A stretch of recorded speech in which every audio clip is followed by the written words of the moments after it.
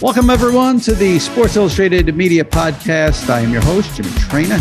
Hope everyone had a nice holiday. We are back to kick off 2022 with a big show. We've got Al Michaels and Tom Rinaldi together to talk about the life of John Madden and the broadcasting career of John Madden.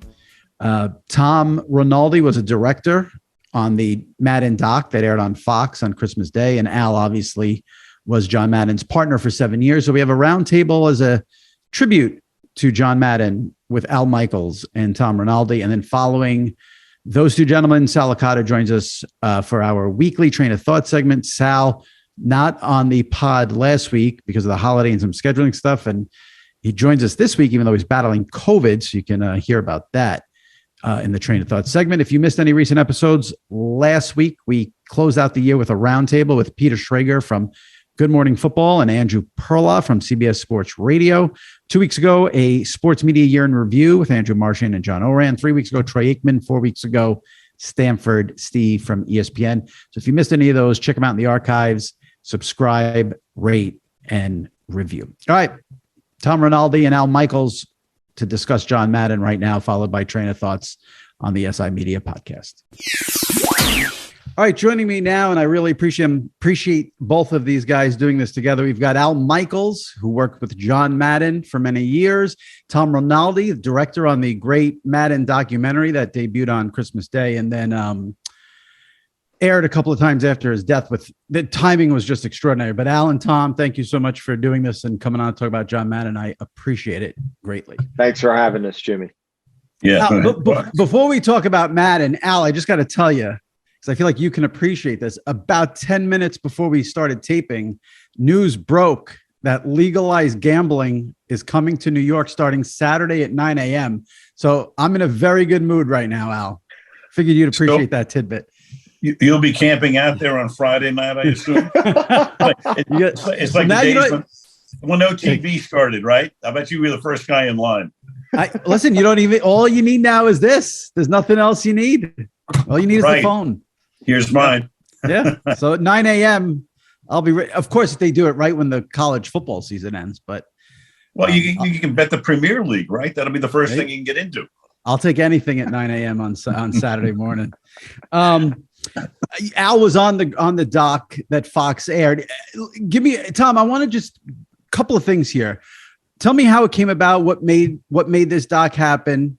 And, like I said, the timing was just extraordinary that it aired on Christmas Day.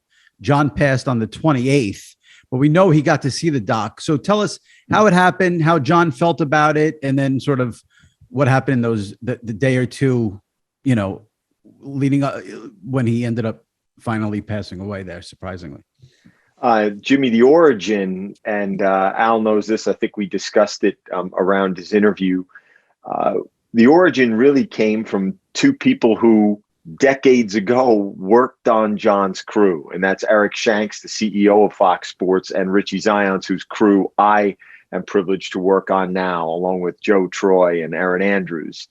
And they revere John, love him. And Eric called me almost a year ago now, late January, early February, in my first year in 21 with Fox, and said, we want to do a tribute to John, not necessarily a deep dive on his coaching career, but something that's a bit different than that, a tribute that also looks at how he remade sports broadcasting, the video game, the cruiser, the different pop culture elements to his life. And ultimately, that was the impetus. Fast forward 38 interview requests later, and Jimmy, I've said this to a couple of other people, and I'm always struck by their reaction, from trying to book guests, 38 requests, 38 yeses. Every person who we asked to speak to said yes. And the most important thing for Joel Santos, the fantastic co-director, and myself, Joe Nargi, our editor, the entire wonderful team, Skip Clark, the DP, all knowing that John, and I know Al feels this way too, that John was able to hear Al, to hear that chorus of voices gathered with his son, Mike, with his family, and really get the chance to absorb how people felt, what they thought 3 days before his passing. As you say, Jimmy, it's just an incredible piece of timing. We're obviously so sad about John's passing, but we're so grateful knowing that he was able to see it and that he liked it. What month did you do the interviews with John in person where he watched the screen and stuff like that? When did that take place? That was over the summer. We did that. That was the principal interview with John. We went up and visited him a couple of the subsequent times, audio only. But that was over the summer. And again, Al knows this well, in Pleasanton, as part of Goal Line Productions, the production company that he owns. He has a sound stage there. Incredibly, that's the space where he watches NFL games on Sunday. And that we constructed our own video screen. And that was where we played the clips for him. Oh, that's fascinating. So that where we saw him in the doc, that's where he watches the games on Sunday. Al, have you ever been there? Have you ever seen that set up? I have. Yeah. We when I was with John, those 7 seasons, we taped some ancillary stuff up there, but it's a great setup. He's got all kinds of, it's like a sports bar basically, right? With the chairs and the big screens. And John would be the kind of guy who on a Sunday after his retirement would sit there and watch 7 games at once. He was like, I guess like Pereira is in the Fox studios, trying to watch every game and weigh in on every rule that comes into play. So he loved it. I mean, John would get up, early on Sunday on the West Coast, watch the 10 o'clock games, watch the games at 1 o'clock, 1:30, and then the Sunday night game. And then, of course, be there on Monday night as well. He didn't miss anything. He loved it. Interesting. Now, I don't want to get morbid, but I have to just for a second. Tom, when news came that he passed on the 20th, was that a complete shock? Did you hear anything about bad health leading up to it, or a complete stunner? No, I was stunned. Not to say that and again, I know Al, because of his friendship with John, was aware of some of the health challenges that John had in his life. He was 85 years old, Jimmy. But regardless of those, being aware of those concerns, I was still stunned. The very first call I made was to Mike Madden, his son. I was fortunate that Mike picked up, and Mike shared again this feeling, this gratitude that the family had that John was able to see this. And this notion that I think people have talked about with myself and with Joel Santos, that I think Al can relate to, that so often we do these tributes, Jimmy, once someone is gone, right, and someone doesn't have the opportunity to hear and know how others appreciated, felt, loved them. We're just so grateful that in this case, John was able to. Al, did you want to jump in here? Yeah, I talked to Mike when John died on Tuesday. I think it was Tuesday. And I called Mike on Thursday, late afternoon, early evening, up in Pleasanton. And he picked up and he says, I can't believe this. He said, my mom and I are sitting here watching the documentary. They had seen it on Christmas Day. They were watching it again. He said, as I'm calling, there I am on the screen. And he actually sent me a screen grab. Wow. So he and Virginia, mom, were watching the documentary again on Thursday night. And, I'm so glad, and Tom's right. I mean, wow, the fact that John was able to see it and at the end of it, it was perfect. I mean, just the way he was blown away by what people were saying about it, even though he sort of, you would think he would have to know that, but then you sit there for an hour and a half and you watch what people say. And as Tom said, you're 38 for 38 to be interviewed. And this is because everybody loved John. Yep. And Jimmy, you go back to everything you read and heard about John over the last few days, 100% positive. How many people are 100% positive? And somebody said to me on a radio show the other day, tell me something negative or bad about John. I said, what? You want me to make something up? Sorry, right. Nothing there. It's funny because I have it written here in my notes I was going to mention is, I feel like, John's been out of the public spotlight and retired from doing games. It's been a while now. 13 years.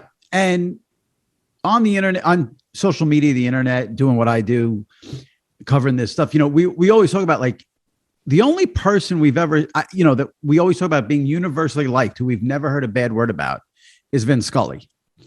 Mm-hmm. And when John passed, it hit me that like John's in the same exact category as Vin. There's not one person who has a bad thing. I think Vin only, amazingly, Vin Scully only retired a couple of years ago, whereas John, like you said, has been out of the picture for many years. And I think he was just sort of an out of sight, out of mind guy, never had a social media presence. Whereas Vin was still working and clips of Vin would still get posted all the time on Twitter. Those are the two guys that, you say who else? I think it's just Vin Scully and John Madden. I can't think of anyone else. No offense to Al. I know you call games, but you're working in the social media era. So you're going to get people who don't like you in this day and age. Al. But of course. And yeah, I mean, John and Vinny, as close to being universally loved. I'll tell you somebody who died the other day too.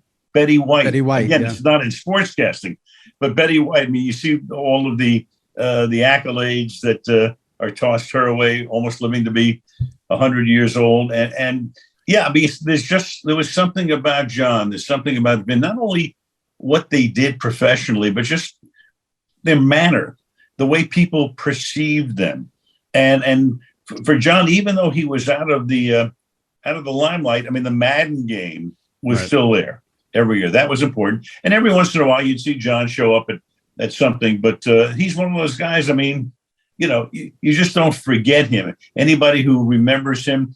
And, the other thing that's interesting, Jimmy, is that the last game John did was the Super Bowl in Tampa following the 2008 season, Pittsburgh against Arizona. I did the game with him. It was the end of our 7th year together. And I never walked out of a booth and felt any better than I did that day, because I thought every element of the show hit. You have James Harrison running back an interception, 100 yards. Santonio Holmes' catch. Larry Fitzgerald having a fantastic postseason, scoring with 2.5 minutes to go to give Arizona the lead. What are they doing in the Super Bowl to begin with? Everything was great. The pictures were terrific. John, I thought, was as good as he's ever been. And that was it. So there's a glow, and I walk into the truck afterwards, and everybody's, toasting each other. And then I go home, and I'm thinking, wow, this is so great. I mean, John is still top of his game, 7 years into this thing. Next year, we're going to open up Sunday Night Football, because Dallas is going to open up their new stadium. So we know we're going to get the Cowboys at Jerry World.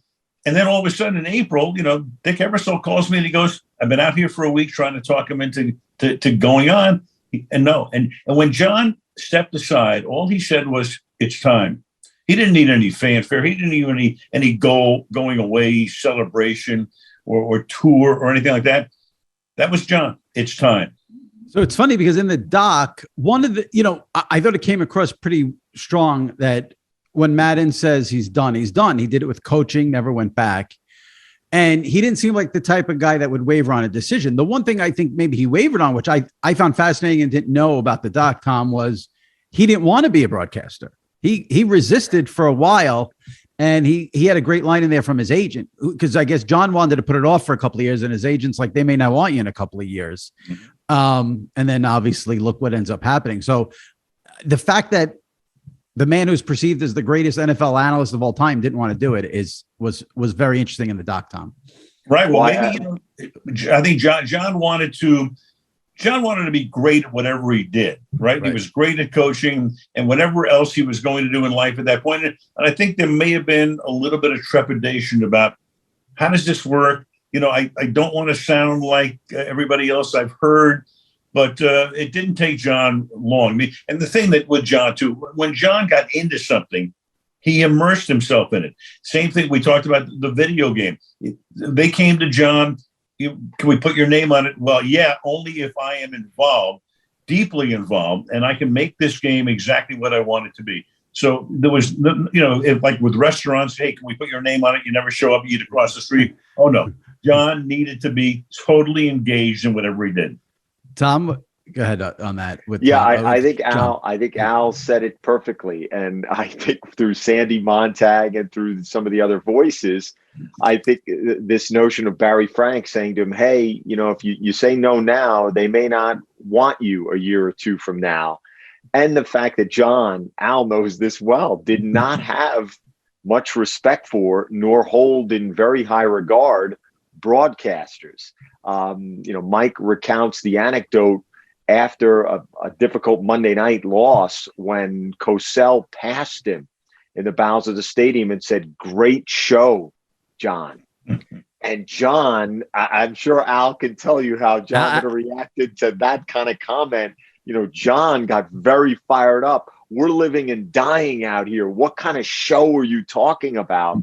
And to go back to, I think Al said it perfectly when the person asked, hey, what about a negative?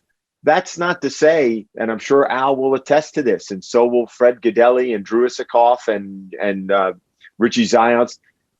John was demanding as a coach, and he was demanding in the booth because he wanted greatness. He wanted greatness from those around him. And once he was freed from the incredible yoke and corrosive nature of losing and defeat, all of the savant-like knowledge could be attached to just a more pure version of joy, Jimmy. And I think that's what radiated and worked so magnificently, initially with Pat, and then, of course, for the great seasons in primetime with Al. Al, you want to say anything about that Cosell anecdote, since you had some history there with Howard? But before that, I want to just piggyback a little bit on what Tom just said. He was demanding, but you know what? People loved to be with him. He would show up every week full of energy.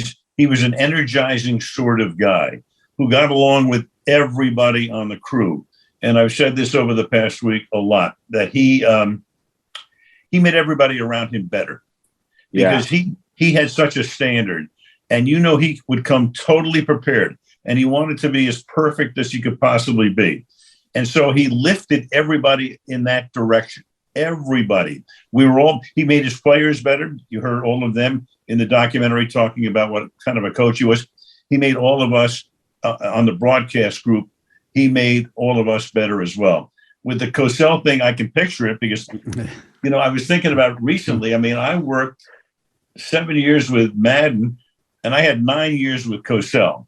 So, I mean, I ran the gamut here, folks. And the difference was, Howard was all over the place. I loved him at first, and then he became a real pain in the ass toward the end. He just didn't want to be there, and he was a downer for the crew. I mean, the last couple of years when I did baseball with him, he'd come and he was almost morose. John was the complete reverse in that regard. But anyway, that's not to diminish Howard his entire career, because he was a lot of fun to work with for a long time. But I can see that. I mean, when you do a game, what you want in a game is drama. And apparently that night, whatever the game was in Oakland, there was a lot of drama. And Oakland probably suffered a very dispiriting loss. And for Howard, all it was, hey, how was I on the air tonight? Period. We had a great show. See you around. Goodbye. Oh, yeah. I can picture that 10,000%, of course. That's a great combo there, Howard and Madden. Al, you mentioned a little while ago, his wife. Tom, I thought his wife was tremendous in the documentary. I mean, so straightforward, so real. I thought she was great. And one of the things I thought about after, the news came that he had passed, you mentioned at the top 38 interview requests, 38 yeses, came out to a 2-hour documentary. There must be so much more footage you have. Any thoughts, plans to maybe throw on an extra hour, release some? I mean, I would love to see more of his wife. I thought she was tremendous in that documentary. Tom, you want to go on that? Again, Al will certainly jump in here plenty about Virginia, who is just as much of an American original as John is, a coach's wife who owned and ran a bar, as Al knows, while John coached the Raiders. When she said that in the doc, it made me. I was talking to the TV. I was like, whoa! I want to know more about that. Wait, he's an NFL head coach, and the wife is running a bar. That could be a whole thing right there. And Virginia also was somebody who was pursuing and very interested in a pilot's license, while John refused to fly. Obviously, as a manifestation of the claustrophobia and the anxiety attached to it. Virginia was wonderful, and I'm sure I was fortunate to speak to her just a couple of nights ago. She sounds great. Obviously, she's sorrowful, but also very grateful, and knowing that, listen, the day after the documentary aired, Jimmy, was their 62nd wedding anniversary. Wow. And I know Al knows that. And I just think Virginia, I'm so glad to hear you say that, because we so enjoyed it from the very first moment of her saying, people would always tell me, well, you can't win them all. Well, why can't you? She said that was great. And then she said he had one flaw. What, he couldn't drive? Was that the he failed his driver? He failed his driver's test. Failed at anything. Actually, he failed his driver's test. Yeah, that was it. Virginia was gold. Yeah. I mean, Virginia, you just have to love the fact that she was trying to get a pilot's license, and John refused to get on an airplane after 1979. But irony, we're talking about the anniversary. So I think it was their 48th or 49th anniversary. It's 2008.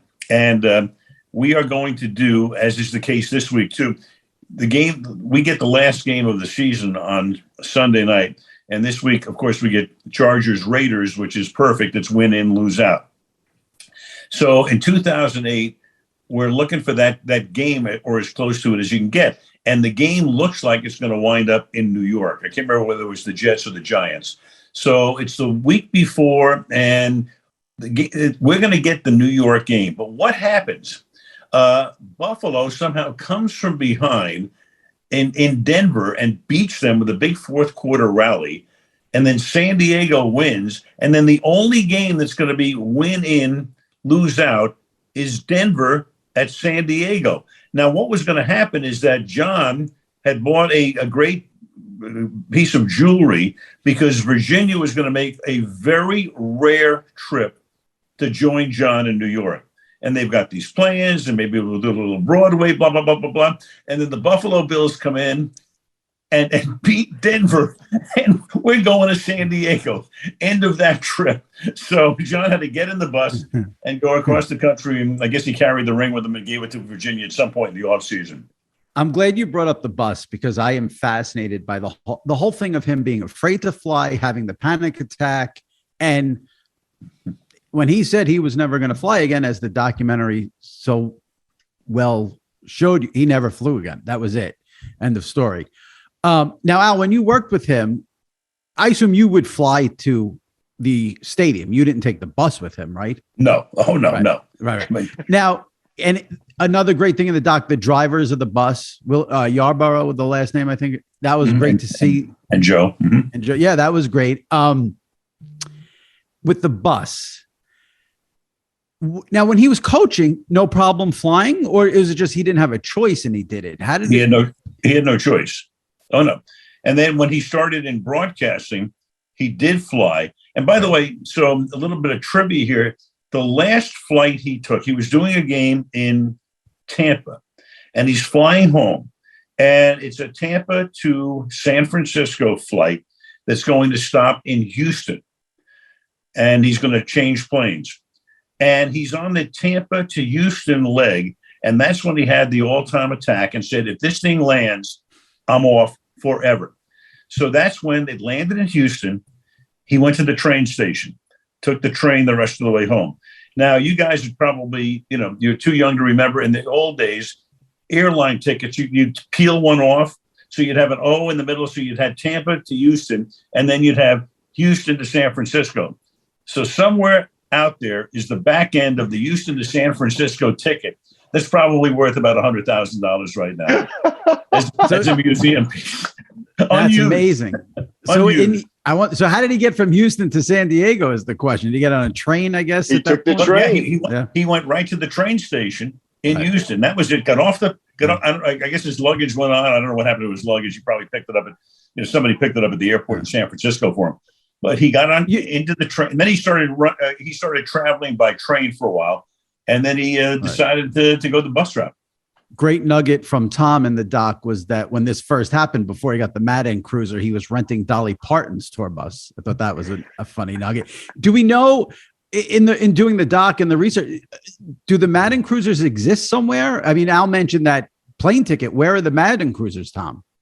Well, the Madden Cruiser, the first Madden Cruiser, is at the Hall of Fame in Canton, and actually is refurbished. It runs, and it is used to take players and youth football teams within 100-mile radius to come and visit the Hall of Fame, to come and help them when they're short of transportation in games. It's in use now, the Madden Cruiser, which I just think is wonderful in serving youth football in and around Canton. Tom, is there one thing that didn't make the final cut that you wish did, that you wish we knew? And whether it's an interview, whether it's something someone said, whether it's something John said, a storyline, anything that didn't make it that you wish you could have got in there? Oh, there are countless things, but if I could say one, we did a wonderful interview with J.A. Adonde, the fantastic, he worked at ESPN and the LA Times, and J.A. kept for a season, just at his own volition, a small notebook, and whenever he heard John say something that struck him, he wrote it down. And he had this old notebook of Maddenisms. And the quote that you hear Bill Belichick read about coaches as geniuses came from J.A.'s wonderful notebook. Wow. And we had other people read other quotes from J.A.'s notebook, sometimes quotes about them, sometimes quotes about football, and react to those. That would be great to tie it back to Al, I think one of the reasons why it worked so beautifully with Pat for so long and then so beautifully with Al is each was gifted with the really wonderful ability to allow John to go wherever he would, and then on a moment's notice, be able gracefully to punctuate it and turn. And that's just a gift. It's just a natural wit and ability to be brief and connected to your partner and know how to do that. And I obviously we wish so much that Pat were still with us and we could have interviewed him, but there are countless things along that we wish we could have included. But at 90 minutes, obviously there's a limit, Jimmy. I know you guys are at the top of your craft, so it's getting scary for me that this is like the fourth time where you've led into the question I was about to ask. You guys are good, because my next question was going to be to Al, and I was going to ask Al, when John goes over to Monday Night Football to join you, did you have any, I don't even want to use the word hesitation, because I don't think it would be hesitation, but was there any thought in the back of your head like, okay, he just worked with Pat Summerall, they're thought of as the greatest crew ever. Now, as a weird example here in New York, we had Mike and the Mad Dog for so many years. No one can ever accept one of those guys with another partner. Now you've got to fill in and be the other partner when he had this transcendent sort of partnership with Pat Summerall. What were your thoughts when that first happened? Number one, I was very excited to have the chance to work with John. And my style would be different than Pat. And John and I talked about that after we got together and he'd made the deal. And I said to him, I've been listening to you. I probably heard you do a couple of hundred games. You've heard me do a couple of hundred games in the bus. You'd get on the bus after the Sunday game and see Monday Night Football on the road. How do you feel about if I may want to engage you a little more deeply into certain things? And John said, I'd love it. So at that point, he'd had 20 or 21 great years with Pat. But in a way, maybe it would be a little bit different. And I think I was able to do that with John and get him to go into areas when I would hear him all of those years at CBS and Fox. There were times when I would hear him say something and I'd want to go, whoa. We can go a little farther than this. A classic case would be when John knew in the Super Bowl with New England against Green Bay and New Orleans that Parcells was not going to come back. And Parcells was being very evasive about that as the coach of New England. And you could tell by what John was saying that he knew that Bill wasn't coming back. And it was kind of left there. I remember watching that game, and I brought that up with John specifically. I said, if I'm doing the game with you, we're doing a deeper dive into that, basically. He said, I'd love it. He was fine with that. The great thing about him, obviously, we would talk about a lot of things in production meetings or at dinner about things we may want to discuss on the air. But if we hadn't even discussed anything, and it was like it just popped up far afield, it didn't matter what it was. I had so much confidence that John would rock and roll with it. And he did. He was so smart about so many things. No matter where I went, he got it. He got it. And he was able to, we were able to do a great back and forth. It was just, look, it was 7 years of just a wonderful time, fun times, interesting times. As I said, he made everybody around him better, and he always made it exciting to go to work. On the flip side of that, Tom, the documentary gets into a little bit of early on, Pat Summerall didn't know if he wanted to work with Madden because he had a good thing going with Tom Brookshire. Was that just a case of CBS at that point saying, well, we're going to try you out with Madden and see how it goes? And how quick, that's just like slightly before, how quick did it become where Madden and Summerall were thought of as this legendary broadcast team? And how quick did they click? Well, I will say, and I'll defer a bit here to Al, but I do think, Jimmy, the notion that they were legendary, that's something that's granted over time. I think there was no question that late window on Sundays and the fact that it would be that particular package and it would be Summerall and Madden, how connected they were to that conference, that window, that time, when you were locked in, as people are still now to the NFL in such incredible numbers. I defer to Al to say, Al has worked on the biggest games, the biggest projects, not only in the NFL, but across all sport. And I do think, Jimmy, that when you're in it, I don't know how aware you are of how revered or right. I think it's difficult to know. I think that Al could be able to speak to that far better than I could. I would assume he had to know that once the commercials got rolling and he's on SNL and then he had to know it. I mean, maybe not those.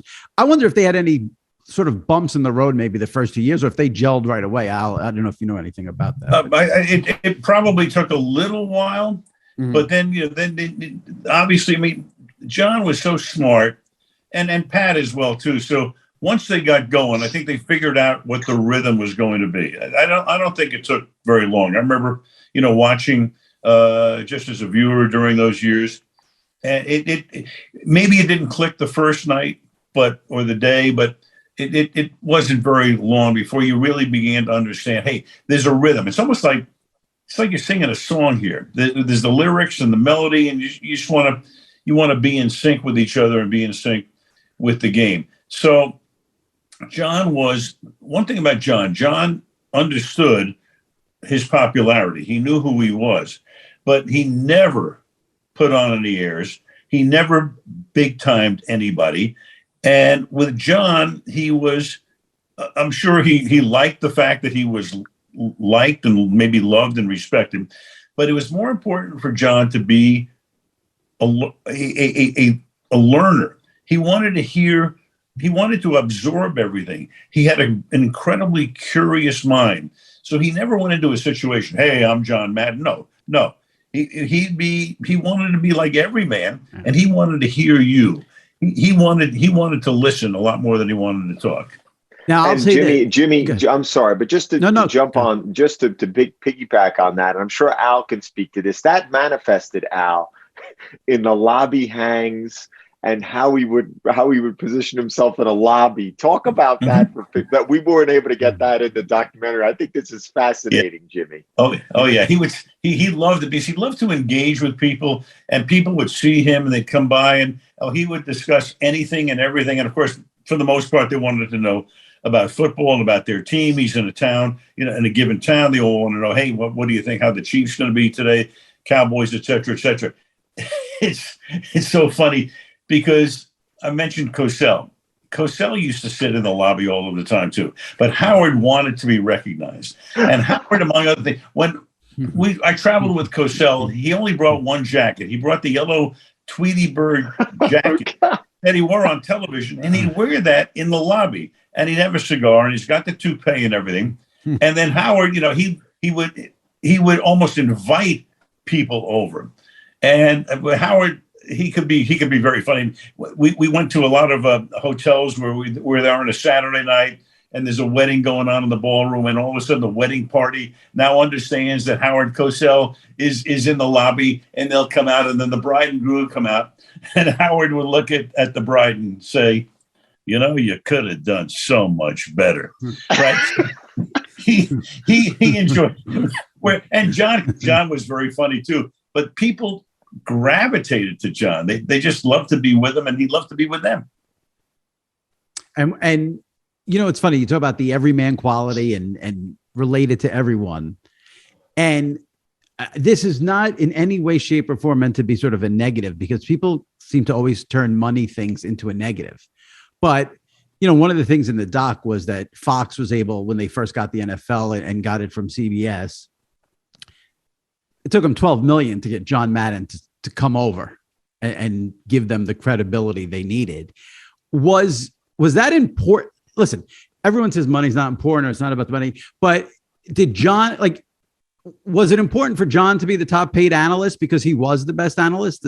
How did he, because then he also got, from what they say, $5 million to go do Monday Night Football. So back then, I don't think people focused on salaries as much as we do now because of, basically we focus on everything now because of the internet. But was that important to him at all to get the money he deserved?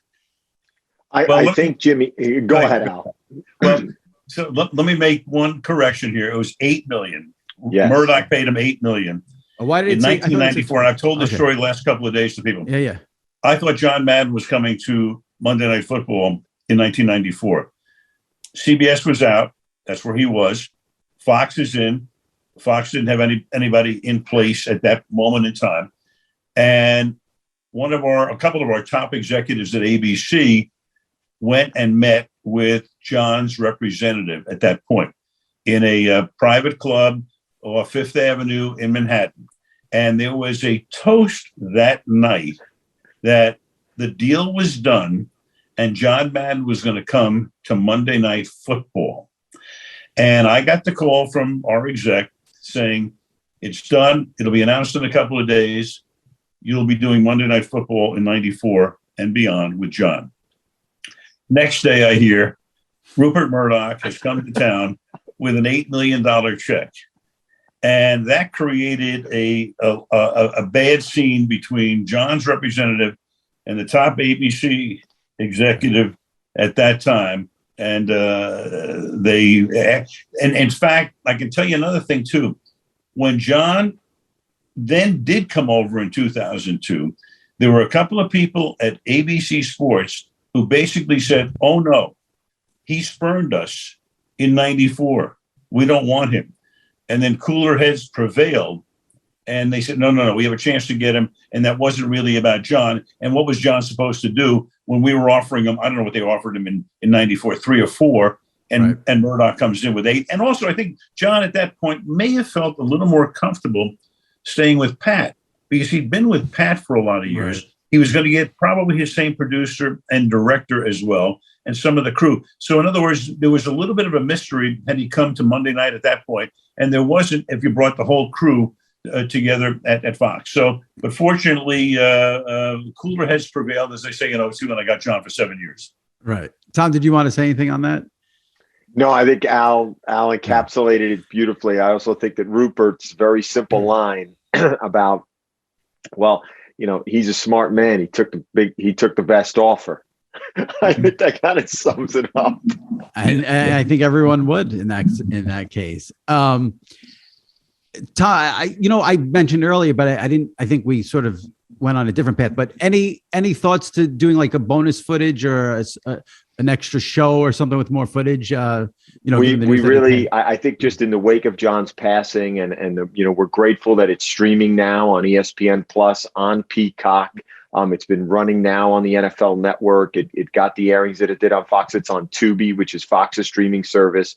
We're just so grateful, Jimmy, that in a show of true collegiality, which, as you know, is not common these days across competing platforms, that John yet again finds a way to unite people and unify people. And so there's many ways to see it. There haven't been any conversations yet, but I also think that everyone is still processing John's passing right now. So we certainly would never say never at all. When you can get Belichick and Parcells to sit there and share stories, the booking's been strong. That's for sure. That was, I thought they were both really good on the dock as well. I want to transition just to a couple of NFL things because you guys have big games this weekend. Before we do that, one last thing on the Madden thing, but not really about Madden. It's about you, Al. Now, you've been on this podcast many times talking about the no vegetables thing. But the story you told the other day about ordering the French onion soup without the onions, I apologize. I forgot where you told the story. I posted the clip. I should know where you told it. When you do that, does the waiter or waitress, I don't even know if those are politically correct, servers, I don't know what the term is anymore. Right. Do they look at you like you're a lunatic? Well, that night, that's in Green Bay. And, you know, I love cheese. And I do love the broth in French onion soup. And I do love the crouton. So it's not the first time I did it, but it's the first time I ordered that in front of John. And I said, can you bring me the French onion soup without the onions? And I think the server said, yeah, we can do that. And then John said, what? What did you order? So then, but when it came out, and it was perfect, because here's the crouton and the cheese and the broth, it was perfect. And then John had to bring the chef out, because John had to know the forensics of everything.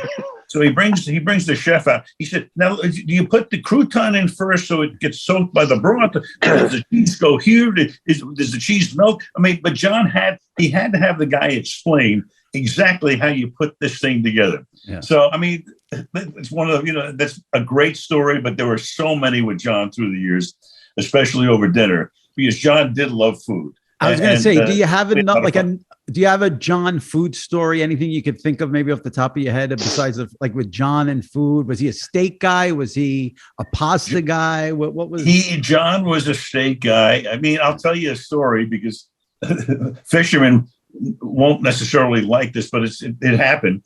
So we're in New York.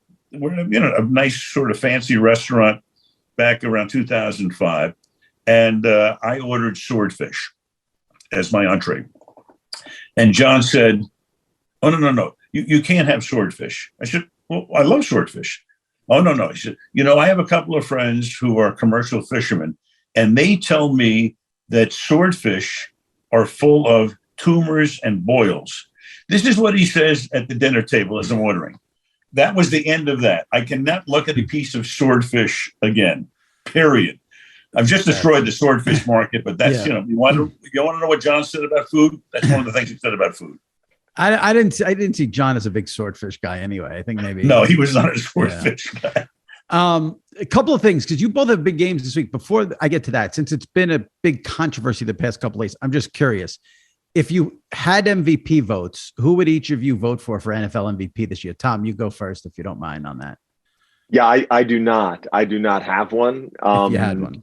Yeah, if I had one, it would be Aaron Rodgers. And what about you, Al? I don't have one. If I had one, it would be Aaron Rodgers. All right. I just want people have gone crazy, and I just want, like, Aaron Rodgers is still going to win the MVP award, despite what the guy said. So everyone can calm down. He's lapped the field. I mean, a few weeks ago, there are a lot of guys in the conversation, including like Matthew Stafford, Brady. Yes, you can make a case, but still, I think Aaron has kind of run away with it at this point. I mean, the one guy who should get more recognition is Cooper Kupp. I mean, he is having the year of years, but, God forbid a wide receiver should win one. Yeah. Maybe one of these years they will. So now, speaking of Kupp, Tom, you'll be in LA Sunday for Niners Rams. Big game for the Niners because they're currently in that 6th seed, but they go with Trey Lance this week. But it's got to be exciting for the Week 17 first year. You get a game like that where there's a lot on the line there. Fox on 425 Sunday. Exactly, and I think what Al said. And I'm finishing my first full season here with America's Game of the Week in the late window when Fox has the doubleheader. But I think Al said it perfectly at the very beginning, which is when you get to that last week and you have for either team, when you have a clear playoff ramification, win and you're in, that's just a really exciting juice to be a part of. And the Niners have a lot, Jimmy, swirling around them.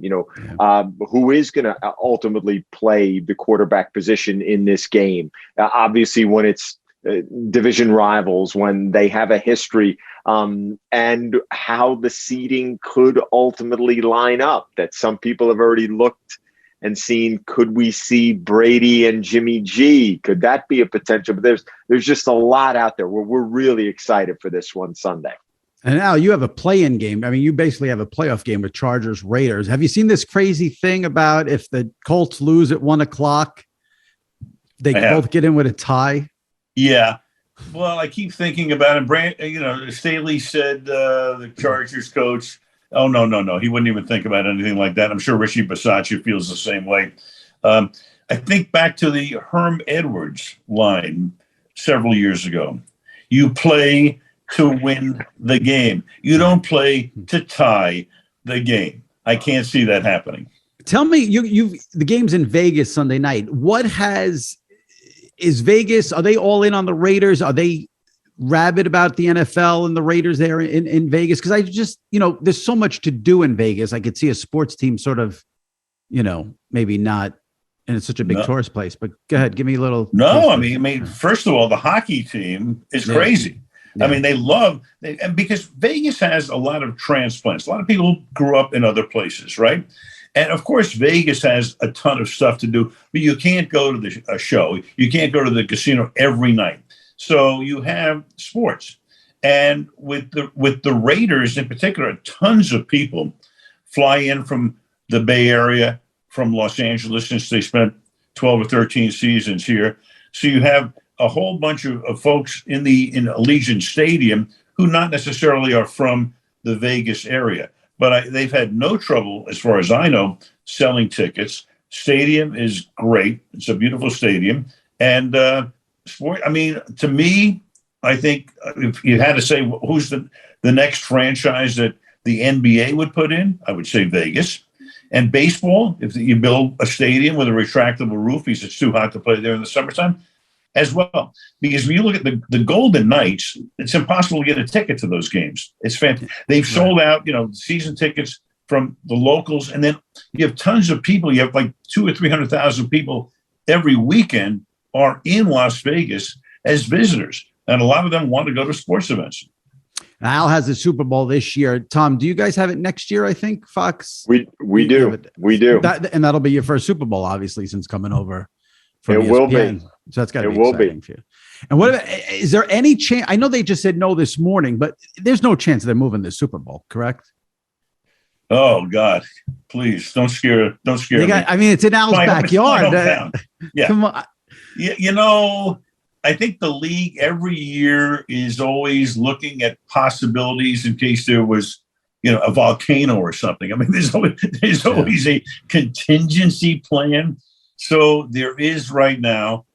But to me, I mean, I would think that the chances are extremely slight.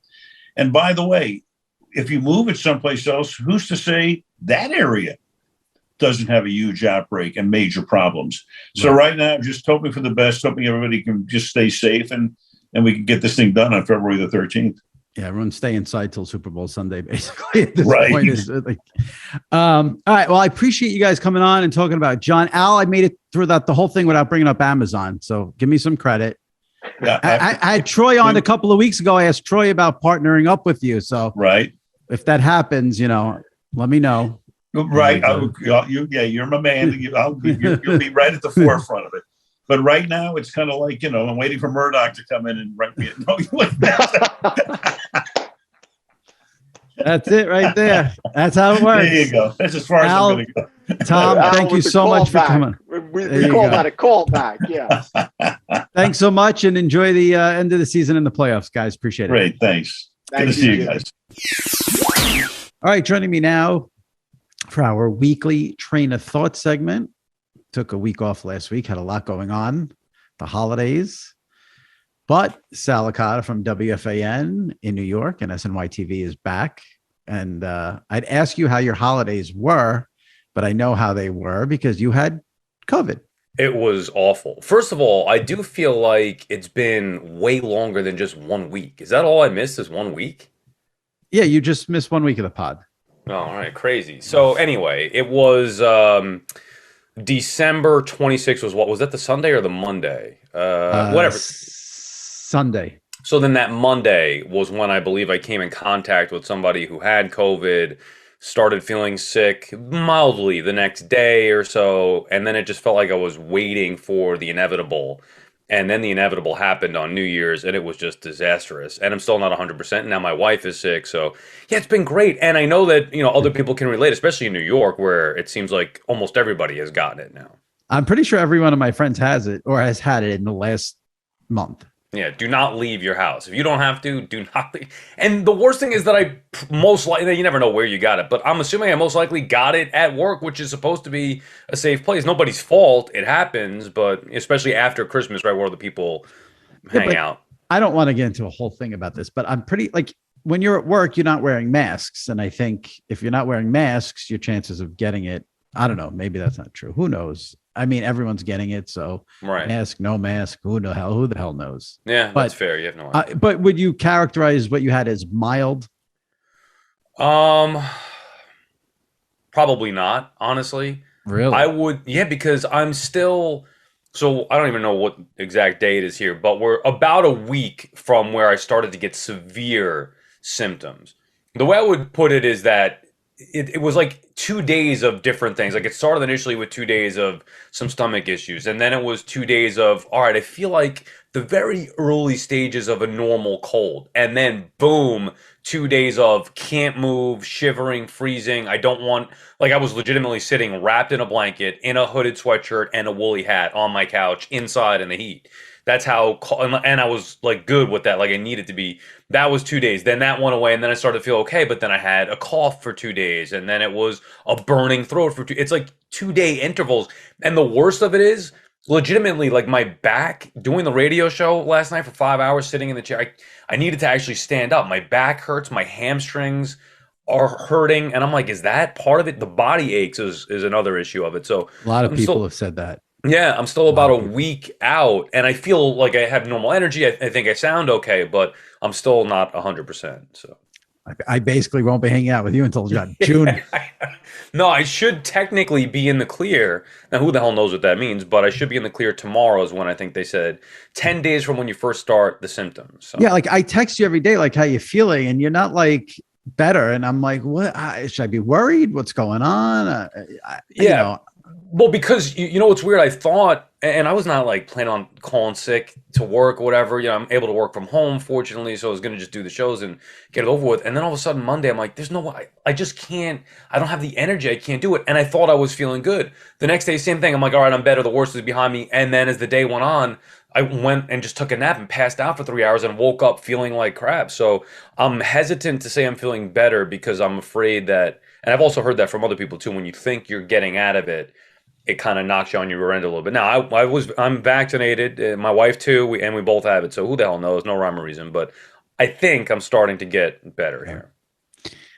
Yeah, I mean, I don't know. I'm terrified to say get vaccinated and get boosted, but get vaccinated and get boosted if you're listening to this.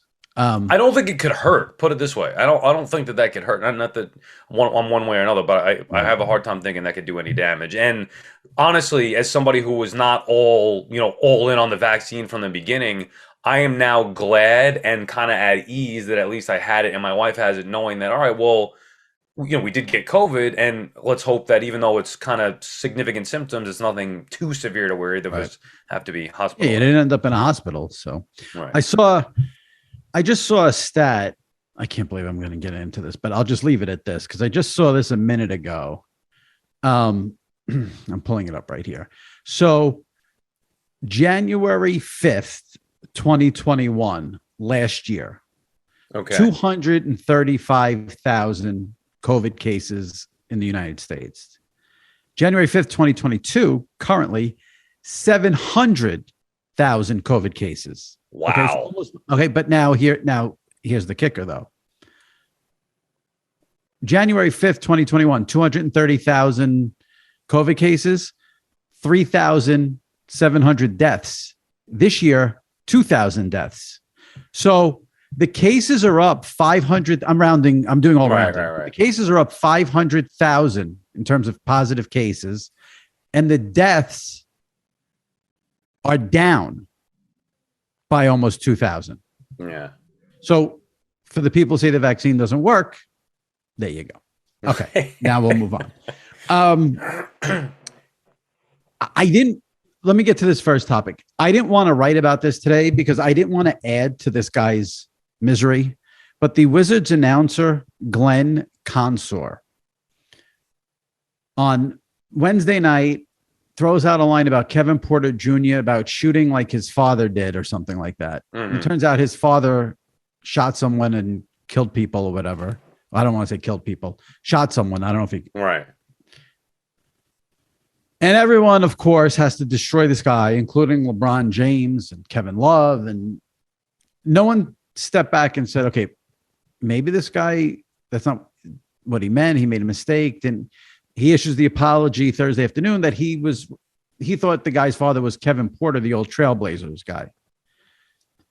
And his dad was convicted. So Kevin Porter Jr. of the Wizards, his dad was convicted of manslaughter.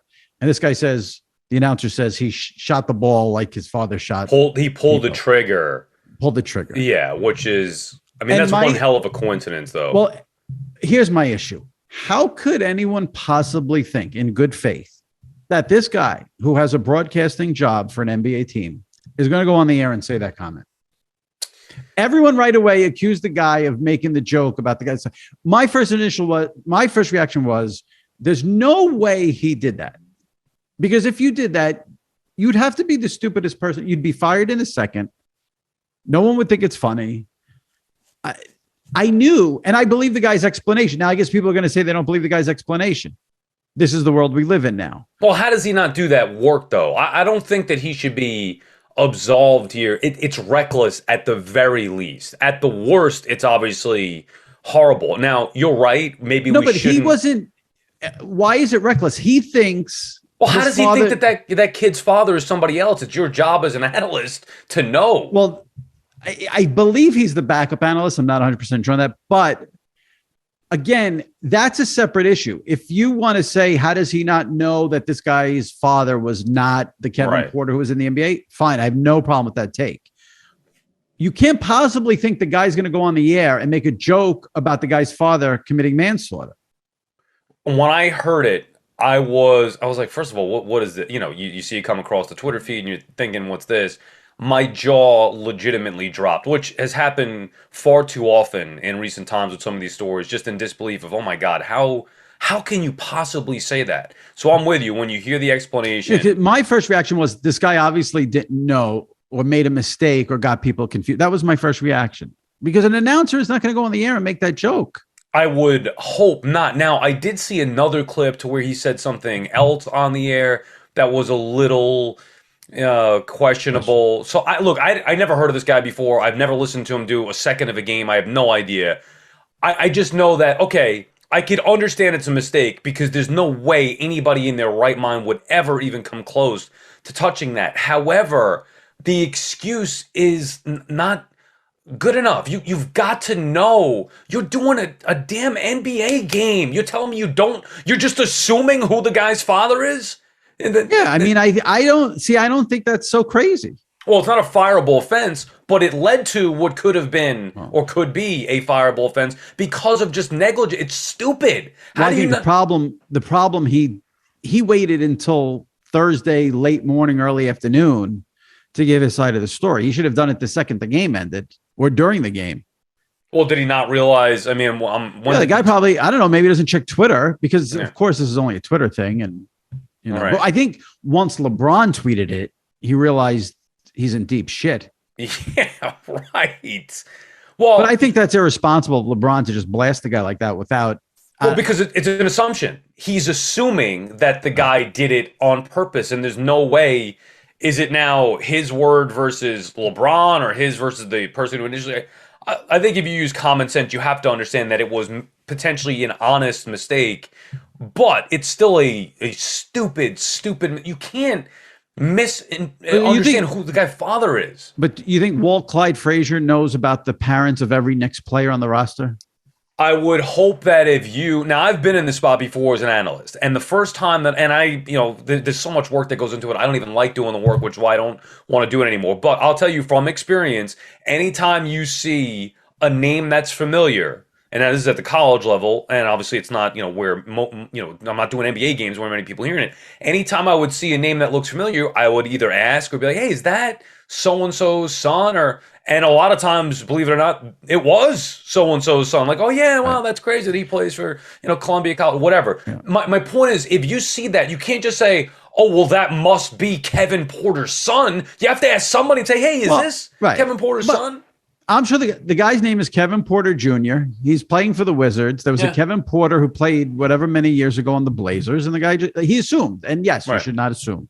But now the guy is getting blasted by LeBron James because he made a dumb assumption. It's like, Yeah, and I just didn't understand that anyway. Let's just say it was his father, right? What does that even mean? Pull the trigger just like his father? Because I think if he was referring to the old Terry Porter, he was a very, very good 3-point shooter. Yeah, I'm not sure what the hell. I think he got Terry Porter and Kevin Porter mixed up. Which is even worse because we all know Terry Porter versus I don't know who Kevin Porter is. I mean, Kevin Porter Jr. is in the NBA. His father was convicted of manslaughter. Terry Porter was on the Blazers and was a good 3-point shooter. Right. So this guy not only thought that it's called making a mistake. The guy made a mistake. No one's allowed to make. That's the problem. No one can make a mistake. If you make a mistake, your career has to be over. Don't you think though that's? And I'm not saying the guy should be fired or look. Everybody makes mistakes. You're right. And in today's day and age, you can't do it. That's a pretty big coincidence, no? I think about that. It comes down to this. Do I think that guy thought that the Wizards player's father shot someone and was convicted of manslaughter? No, I don't. Yeah. I think he made a mistake. I don't know what to believe, but think about what you're saying then. He thought that this player's father was a guy who didn't even have the same first name and just assumed, I don't know. It's many mistakes, but I understand your point. And the whole thing is just, you got to be smarter than that on the air, especially in today's day and age. Now, on another topic, a guy who got destroyed also this week was Herb Street because he said he doesn't think today's college football player loves football because they opt out. And there's a lot of layers to this. And I wrote about it on Tuesday. But the only thing I want to say is this. If anybody thinks these bowl games are legitimate and wants these kids to go all out for these meaningless bowl games, they're not paying attention. If you're going to get drafted, protecting yourself is more important than playing in a Peach Bowl. That no one can tell you who won any bowl game last year except for the playoffs. Now, having said that, the bowls can be meaningless and they can still be great and you could watch them and enjoy. Like I want as many bowl games. I want 700 bowl games, put them on ESPN. There should be not a minute between the end of the college football season and New Year's Day where there's no bowl games. Bowl games should be every day, every minute, but they are meaningless. That's my opinion. I kind of understood what Herb Street and Desmond Howard, right, were both trying to say there. It's also a different time. If those guys had the opportunity that these players do now, if they had the understanding that these players do now, really back then, I don't even think it was an option. They were just playing the games. That was it. There was no, I'm going to sit this game out and get drafted. I mean, I think you played in that game to try to raise your draft stock. I'm sure that you cared about the game.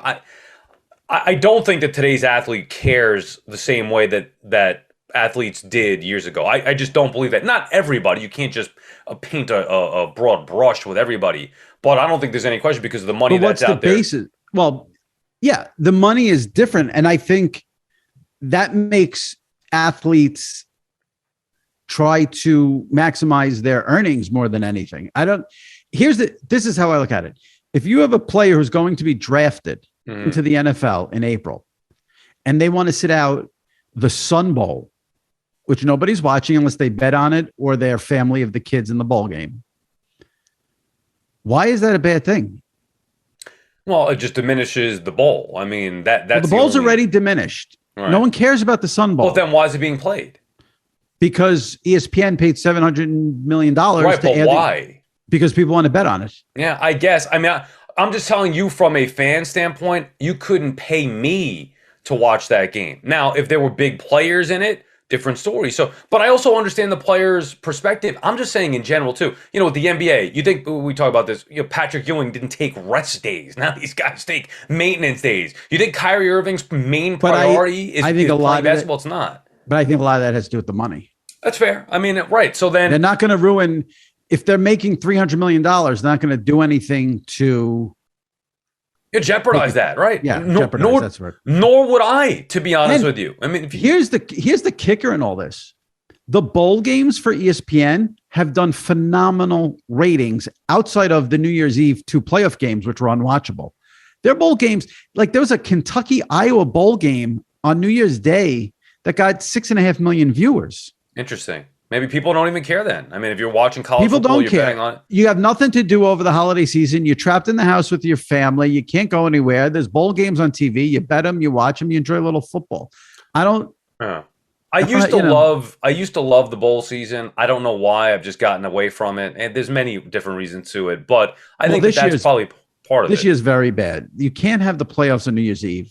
That's number one. Well, what about the games getting canceled with COVID and teams replacing each other? That's a problem. And I think people are tired of Alabama I feel like there's no juice for Georgia, Alabama right now. Well, that's a whole other issue. All these years, it's cute that Cincinnati gets involved or Notre Dame or Michigan. They can't compete with the SEC. It just ultimately, I know there may be the 1 or 2 aberrations, but for the most part, it's the SEC is such a dominant conference. It's got to be able to level out at some point. Let's go on to another topic that has nothing to do with sports. Since you've been trapped in your house with COVID, what are some of the best things you've watched over the last 2 weeks? Great question. Any recommendations? Well, for shows, series. No, not for me. For the listeners. Yellowstone is top notch. That's one of the best series. Everyone likes Yellowstone. Yeah, it's one of the best shows. I don't think you necessarily up your alley, but it's a fantastic show. I just binged Cobra Kai. Are you a Cobra Kai guy? I am not. It's been on my list for 3 years to watch it. Are you a Karate Kid fan? Yes, love the movie. This is a must watch, and not like, oh, it's cheesy and you might like it. It is 1,000% as well done a show that has ever been done involving a prior history, however you want to, a reboot. It is, and it just keeps getting better and better. I can't even express to you how perfectly done it is. So those are probably the 2 best things. I watch a ton of movies. Have you watched any of these movies on Netflix or anything like that? No. What the hell? I'm watching the bowl games. The one with Leo DiCaprio. I watched 20 minutes and shut it off. Yeah, I thought that was a good one, or probably one of the ones that would be interesting. So, other than that, though, Yellowstone. I'm giving ESPN good ratings and watching all the bowl games. Yeah, no. The one I have to say, because we talked about it early on, and I wasn't high on it in the beginning, and I do think there are a lot of issues with it. But what I do find myself watching every week is the Tom Brady Man in the Arena on ESPN. You have ESPN Plus? Yeah. Yeah, I got to get that to watch. There's a bundle with Hulu, ESPN Plus, and Disney Plus. Okay. I think you get all 3 for like $13 a month. Yeah, I think I have Disney for like $8. So you can get Hulu. And speaking of Hulu, you better get it because the trailer dropped for the Tommy Lee Pam Anderson movie. Is it a series or a movie? It's a movie. Okay. And I cannot wait. That's right in my wheelhouse. Yeah, I probably would check it out. It does look cheesy. Oh, how can it not be? It's about Pamela Anderson and Tommy Lee. Yeah. Boy, I remember when that video. I'm sure you did. When that video came out. I'm sure you did. Talk about being in your wheelhouse. I mean, this was what, 1998, something like that? 90s. And yeah. The best thing in the trailer is they show you how they're going to sell the two people who find the tape, which are played by Seth Rogen and Nick Offerman. And they show them plotting about putting it on the internet, and they show like the old school computer and what the old school internet looked like. Crazy. Yeah. That, I get more into the nostalgia of that stuff. But so I'll definitely check that out. But that's on Hulu. It's on Hulu. I'm not necessarily looking forward to it, but it is something I would be curious. I'm looking forward to that. Yeah. I'm all in on that. The trailer got me. When I saw the trailer, I'm like, I'm all in on this. I didn't even know about it. She really looks like Pamela Anderson. Who is that? Do you know? I forgot the actress's name, but yeah, she does a great job. There was someone else in the movie that was big. It was I can't remember now. Who's Pam Anderson married to today? Do we know? Well, she was with the Julian Assange, but I don't know what's going on with that anymore. She's sort of out of the picture. Okay. I think you have to be of a certain age to have the appreciation for Pamela Anderson. I mean, at the time, we're that age. Yeah, right. Exactly. At the time, it was, top of the world. She was it. Did you watch Baywatch? No. Me either. I never got into Baywatch, but she was always on Howard a lot, Howard Stern. But I was never a Baywatch watcher. What was it before that? Wasn't she on something? Was she on the Tim Allen show? Oh, Home Improvement. Home Improvement. Yeah, right. That's where she started. Yeah. Right. So that I remember a little bit, and then boom, took off. Barbed wire and all that. Yeah. All right, I'm gonna get into Cobra Kai. I'm gonna make that a priority. You won't regret it. Trust me. Now I know you like nostalgia, and if you're a Karate Kid fan, I guarantee you'll be blown away by how well it's done. A couple of things I need to address. Just from past pods we've done, I was very happy with the reaction people had to our segment on Delilah over the holidays. Got a lot of feedback on Delilah. That's good. Great. Yeah. And Sal is back on the overnights on WFAN. No more during the day. What are you on? 12 to 5? It's a long ass shift. It's been a rude awakening, honestly. After a month of doing day part, now and I'm back dealing with, COVID, so that hasn't been pleasurable. But 12 a.m. to 5 a.m. All right, that's where you can hear Sal on an Odyssey app. If you're not in New York, get the Odyssey app, and you can hear him on the overnights. Sal, feel better. Thank you. And let's get through this COVID issue quickly, please. Yes, stay safe. Be careful. All right, take it easy. All right, my thanks to Al Michaels and Tom Rinaldi and Sal Licata for joining me on this week's episode of the SI Media Podcast. If you missed any recent episodes, go into the archives and check them out. We did a little fun roundtable last week to wrap up 2021 with Peter Schrager from Good Morning Football and Andrew Perla from CBS Sports Radio. 2 weeks ago, Andrew Marchand and John Oran joined the pod for a roundtable on the year in sports media. Troy Aikman 3 weeks ago, Stanford Steve 4 weeks ago, all right here on the SI Media Podcast. So dip into the archives, subscribe to the pod, rate, and review. All right, we'll see you next week. Stay safe and take care.